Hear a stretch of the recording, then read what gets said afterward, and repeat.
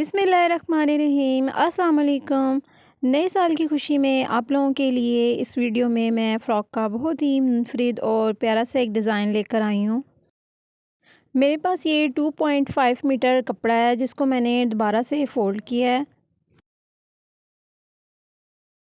कपड़े को मैं दोबारा से फ़ोल्ड करके अब यहाँ पर कोने वाली साइड से लाकर दोबारा से इस तरह से फ़ोल्ड करूँगी।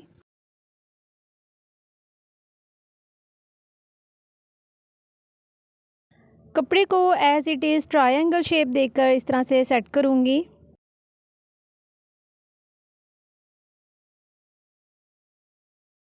छः इंच पर ऊपर से मार्क लगाकर और नीचे 4 इंच पर मार्क लगाकर इस तरह से मैं शोल्डर की कटिंग करूँगी।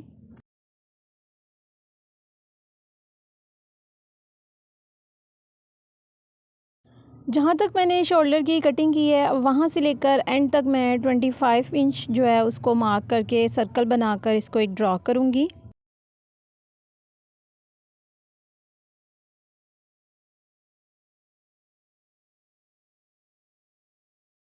अब जो नीचे मैंने सर्कल ड्रॉ किया है कैंची की मदद से फैब्रिक को इस तरह इसी सीध में रखते हुए मैं कट कर दूँगी।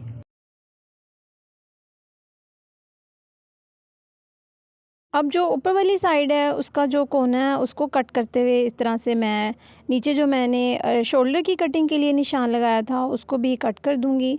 कटिंग करने के बाद फैब्रिक की शेप कुछ इस तरह से हमारे पास बनकर तैयार हो जाएगी।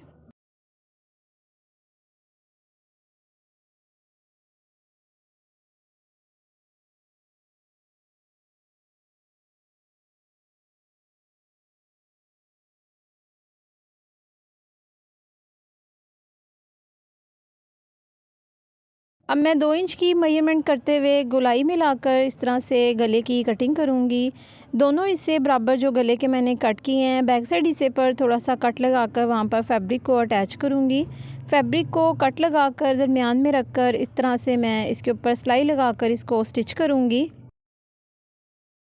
अब जो फैब्रिक हमारे पास कटिंग के बाद बच चुका है इसमें से मैं बाजुओं की इस तरह से रखते हुए कटिंग करूँगी। दोनों हिस्सों को फ़ोल्ड करते हुए ये 4 पीस कपड़ा बन जाएगा और इस तरह से मैं ज़्यादा शेप ऊपर शोल्डर की रखते हुए इसकी कटिंग करूँगी, क्योंकि शोल्डर के ऊपर मैं चुन्नट डालकर इसको रेडी करूँगी तो ये बड़ी फ्लफ़ी सी और ख़ूबसूरत हमारे पास बाजू बनकर तैयार होंगी।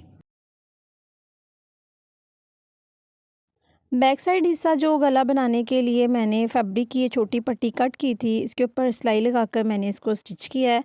इसको मैं इस तरह से कैंची की मदद से कट लगाकर दोबारा से फ़ोल्ड करके इसके ऊपर सिलाई लगाऊंगी।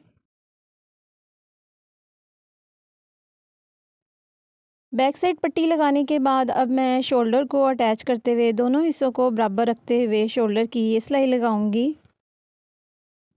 शोल्डर्स को अटैच करने के बाद अब मैंने ब्लैक कलर की एक 2 इंच की पट्टी ली है जिसको मैं फ़ोल्ड करके इसके ऊपर इस तरह से स्टिच करूँगी और सिलाई लगाने के बाद इसको दोबारा से फ़ोल्ड करूँगी तो ये हमारा गला जो है वो रेडी हो जाएगा।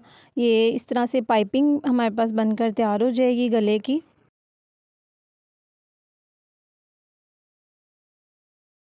अब जो मैंने बाजू कट किए थे शोल्डर के ऊपर उनको इस तरह से बराबर रखते हुए मैं चुन्नट डालकर इसको रेडी करूँगी। दोनों बाजुओं को मैं इसी तरह से रेडी करती जाऊँगी। चुन्नट डालकर इसको मैं स्टिच करूँगी। चुन्नट डालने के बाद फैब्रिक की शेप कुछ इस तरह से बनकर हमारे पास तैयार हुई है। अब दूसरे बाजू को भी मैं इसी तरह से रेडी करूँगी। दोनों बाजू मैंने रेडी कर लिए हैं। अब 3 इंच की चौड़ी पट्टी लेकर उसको दोबारा से फ़ोल्ड करके मैं इसके फ्रंट पर भी इस तरह से चुन्नट डालकर बाजुओं को रेडी करूँगी। बाजुओं के ऊपर भी मैंने ये पट्टी अटैच कर दी है। इनके ऊपर मैं लेस लगाकर इसको स्टिच करूँगी। दोनों बाजुओं के ऊपर मैं ये लेस लगाकर इसको रेडी करूँगी।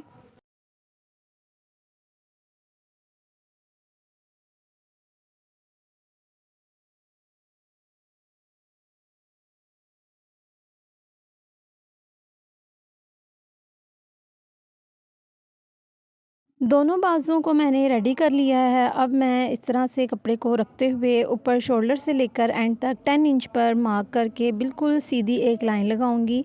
उसके ऊपर मैं एक चौड़ी फैब्रिक की पट्टी लेकर उसको अटैच करूंगी। इस तरह से पूरी मेजरमेंट करते हुए मैं एक 3 इंच की चौड़ी पट्टी लेकर उसको इसके ऊपर स्टिच करूँगी। जितनी ये मैंने लाइन लगाई है इसके ऊपर रखते हुए दोनों हिस्सों पर यानी फ्रंट और बैक दोनों हिस्से मैं इसी तरह से रेडी करूँगी।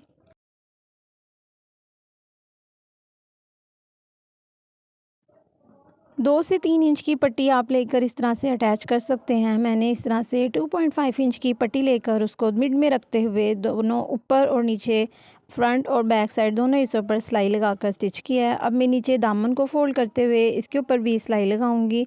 बैक और फ्रंट दोनों हिस्सों को दामन को मैं फ़ोल्ड कर लूँगी।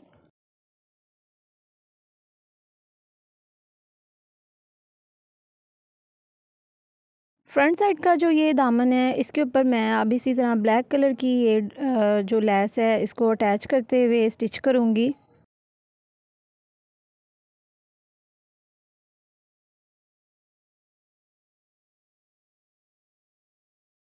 लेस को मैंने इसके साथ स्टिच कर लिया है।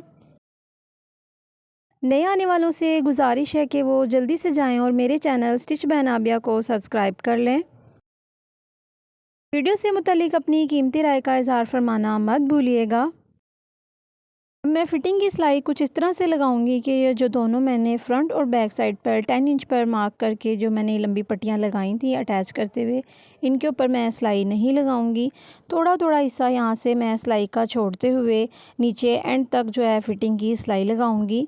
ये मैं इसलिए ऐसे करूँगी कि ये जो मैंने पट्टियाँ लगाई हैं इनके अंदर मैं डोरी को फिल करूँगी और ये हमारी चुन्नट बनकर रेडी होंगी। फ़िटिंग की सिलाई लगाने के बाद अब मैंने जो ये फैब्रिक छोड़ा था इसके दरमियान में मैं डोरी को फिल करूँगी।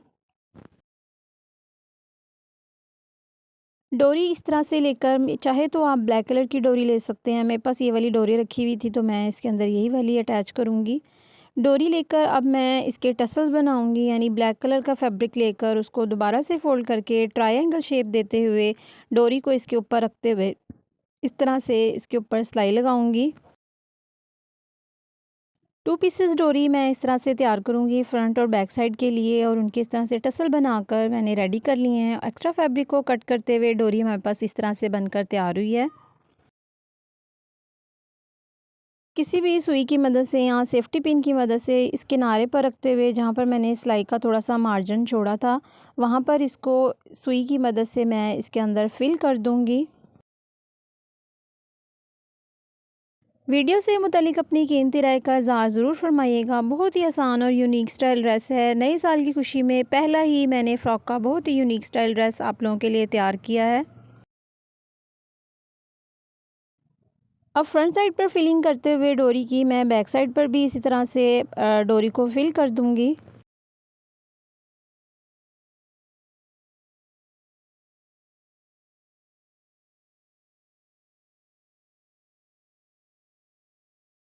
बनाने में बहुत ही आसान है और ये स्टाइल बच्चियों को बहुत ही प्यारा लगेगा। आप भी अपनी बच्ची के लिए ये खूबसूरत ड्रेस तैयार कर सकते हैं।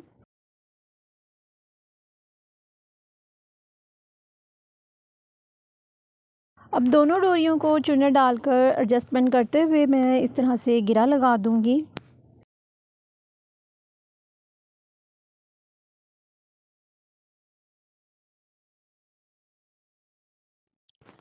डोरी को इस तरह फिलिंग करने के बाद I will show you the final look of this beautiful dress.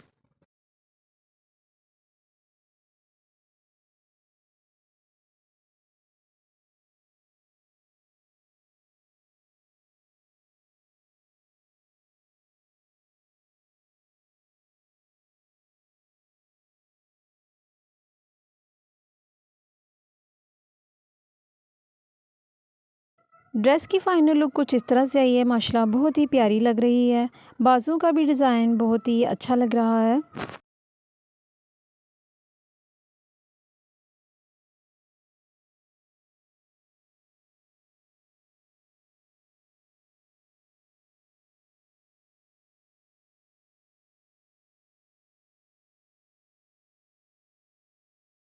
अगर आपको मेरी ये वीडियो अच्छी लगी हो तो प्लीज़ मेरे चैनल को लाइक शेयर सब्सक्राइब करना मत भूलिएगा। नेक्स्ट वीडियो तक के लिए अल्लाह हाफ़िज़।